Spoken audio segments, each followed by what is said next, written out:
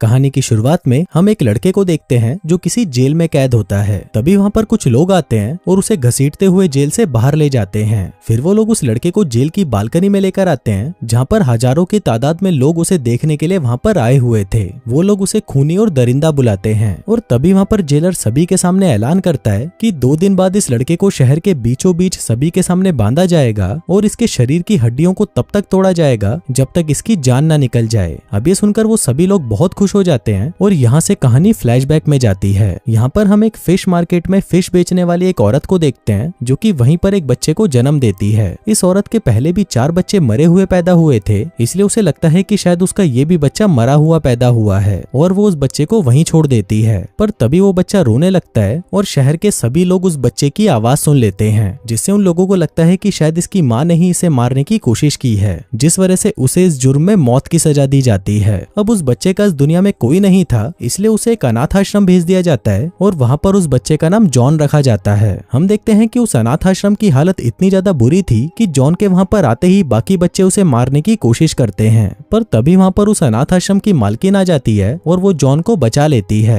अब धीरे धीरे समय बीतता है और जॉन 5 साल का हो जाता है, लेकिन 5 साल का होने के बाद भी वो अब तक एक शब्द भी नहीं बोल पाया। पर उसके पास एक अनोखी शक्ति थी। दरअसल जॉन की सूंघने की शक्ति बहुत तेज थी, जिस वजह से वो कितनी भी दूर रखी चीजों को सूंघकर बता देता था कि वो क्या है। अब धीरे धीरे और वक्त बीतता है और जॉन अब 13 साल का हो चुका है और अब उसने थोड़ा थोड़ा बोलना भी सीख लिया था। अब जॉन के 13 साल के हो जाने के बाद अनाथ आश्रम की ऑनर डिसाइड करती है कि वो जॉन को बेच देगी और वो उसे एक जानवरों की खाल बेचने वाले आदमी को बेच देती है। फिर वो जैसे ही जॉन से दूर जाती है तभी वहाँ पर कुछ लुटेरे आकर पैसों के लिए उसकी हत्या कर देते हैं। दरअसल जॉन में एक और शक्ति थी कि अगर कोई उससे दूर जाने की कोशिश करेगा तो उस इंसान की मौत हो जाएगी और इसी वजह से फिल्म की शुरुआत में उसकी माँ की और अब अनाथ आश्रम के ऑनर की मौत हो गई। अब वो आदमी जिसने जॉन को खरीदा था वो उससे बहुत ज्यादा काम करवाता है और कुछ दिनों बाद वो उसे सामान बेचने के लिए पहली बार पेरिस की एक मार्केट में लेकर आता है। जॉन जब उस मार्केट में घूम रहा था तभी उसे वहाँ पर एक खुशबू आती है और वो उस खुशबू का पीछा करता हुआ एक दुकान के आगे जाकर रुक जाता है। ये दुकान एक परफ्यूम की दुकान थी जहाँ पर सभी लोग परफ्यूम को चेक कर रहे थे।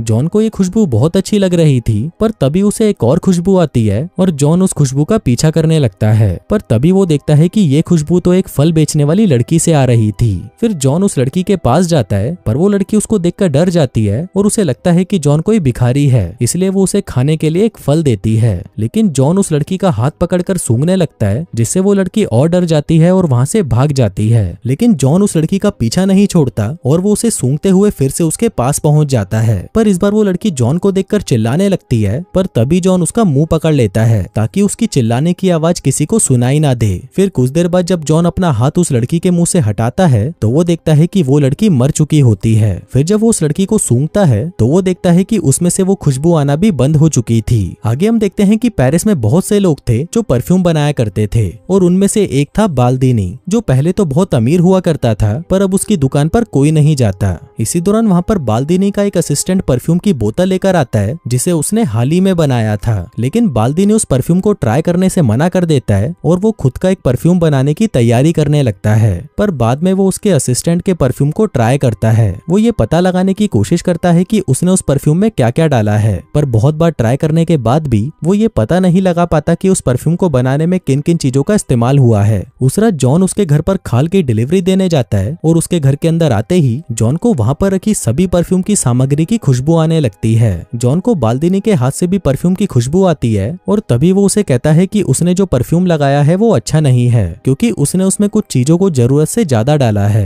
अब बाल्दीनी को लगता है कि शायद इस लड़के में कुछ खास बात है, इसलिए वो उसका टेस्ट लेने के लिए जॉन से उस परफ्यूम का फॉर्मूला पूछता है। पर जॉन उसे कोई जवाब नहीं दे पाता क्योंकि वो अनपढ़ था और उसे पता नहीं था कि फॉर्मूला का मतलब क्या होता है। पर वो बाल्दीनी को ये कहता है कि वो सेम परफ्यूम उसके लिए बना सकता है, जिसके बाद वो उसके लिए वैसा ही परफ्यूम बनाकर तैयार कर देता है। फिर जब बाल्दीनी उस परफ्यूम को ट्राई करता है तो उसे यकीन हो जाता है कि इस लड़के में जरूर कोई खास बात है। फिर जॉन उसे कहता है कि मैं इससे भी बढ़िया परफ्यूम बना सकता हूँ, जिसके बाद जॉन उस परफ्यूम को भी बना देता है। लेकिन बाल्दीनी उसे टेस्ट करने से मना कर देता है और जॉन को वहाँ से निकाल देता है। फिर जॉन के जाते ही जब बाल्दीनी उस परफ्यूम को टेस्ट करता है तो उसे सूंघने पर उसे लगता है कि जैसे वो स्वर्ग में आ चुका है, जिसके अगले दिन बाल्दीनी जॉन को उस आदमी से खरीद लेता है। इसके बाद जब बाल्दीनी जॉन को वहाँ से ले जा रहा था तभी उसके पुराने मालिक की मौत हो जाती है। फिर बाल्दीनी जॉन को बताता है कि किस तरह से परफ्यूम बनाए जाते हैं और इसके साथ ही वो उसे ये भी बताता है कि इस दुनिया में सिर्फ 12 तरह के परफ्यूम हैं और आज तक कोई भी 13वां परफ्यूम बना नहीं पाया, और अगर कोई भी उस 13वें परफ्यूम को बना लेता है तो वो इस दुनिया का सबसे बेहतरीन परफ्यूम होगा।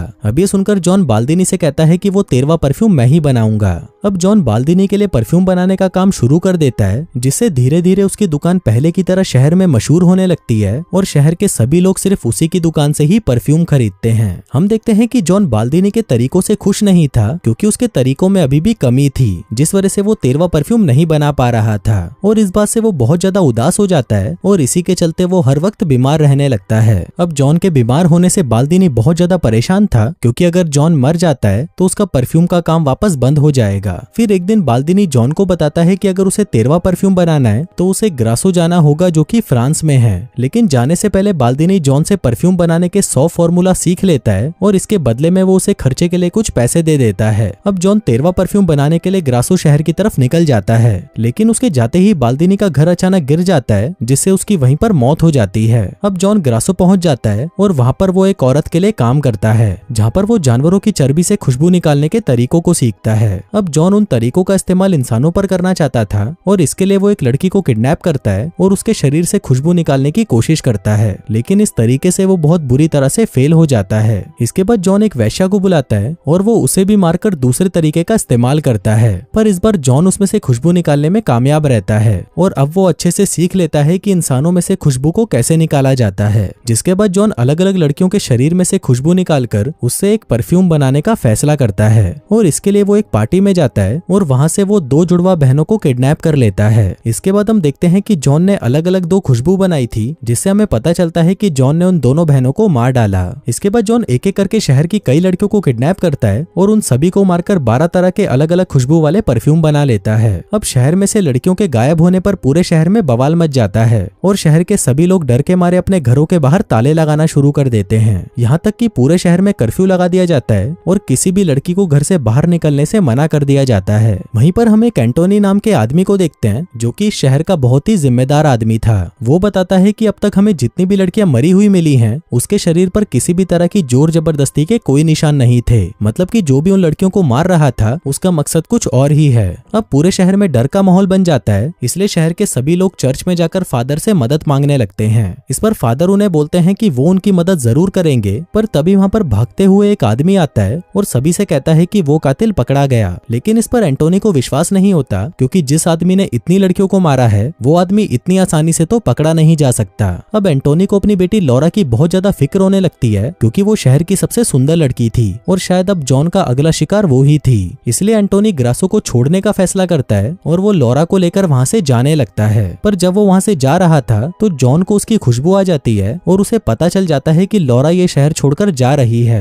जिस वजह से वो लॉरा का पीछा करना शुरू कर देता है। दूसरी तरफ हम देखते हैं कि जॉन के पास एक औरत का कुत्ता होता है, जिसे जॉन ने मार डाला था। वो कुत्ता अपनी मालकिन की खुशबू को सूंघते हुए उसके जमीन में से दबे हुए कपड़ों को बाहर निकाल लेता है और उसे ये करते हुए वहाँ पर एक आदमी भी देख लेता है। तभी वो आदमी वहाँ पर पुलिस को बुला लेता है और छानबीन करने पर उन्हें वहाँ पर सभी लड़कियों के कपड़े और बाल मिलते हैं, जिन्हें जॉन ने मार डाला था। वहीं दूसरी तरफ लॉरा और एंटोनी एक होटल में रुकते हैं और रात को सोते हुए एंटोनी लॉरा के कमरे को लॉक करके उसकी चाबी अपने पास रख लेता है, पर जॉन कैसे भी करके वो चाबी चुरा लेता है और वो लॉरा के कमरे में जाकर उसे भी मार डालता है। अब जॉन के पास एक और परफ्यूम की बोतल बन जाती है और फिर वो उन सभी परफ्यूम को एक बोतल में डालकर उनसे 13वां परफ्यूम बना लेता है। पर तभी वहाँ पर सिपाही आ जाते हैं और जॉन को पकड़ लेते हैं और यहीं से कहानी वापस प्रेजेंट में आती है। आज जॉन को मौत की सजा सुनाई जानी है और शहर के सभी लोग उसे देखने के लिए वहाँ पर इकट्ठा हुए हैं। अब जॉन अपने बनाए हुए 13वें परफ्यूम को अपने शरीर पर लगा लेता है, जिसे सूंघने के बाद जिस आदमी ने उसे सजा देनी थी वो आदमी कहता है कि जॉन बेकसूर है। इसके बाद जॉन उस परफ्यूम को एक रुमाल में लगाता है और उस रुमाल को हवा में लहराना शुरू कर देता है, जिस वजह से सभी लोगों को 13वें परफ्यूम की खुशबू आती है और उसको सूंघते ही वो सभी लोग एक दूसरे से प्यार करना शुरू कर देते हैं। पर जॉन वहाँ पर सोच रहा था कि उससे गलती तो हुई है और उसके दिमाग में वही पहली लड़की आती है जिसे उसने पहली बार मारा था।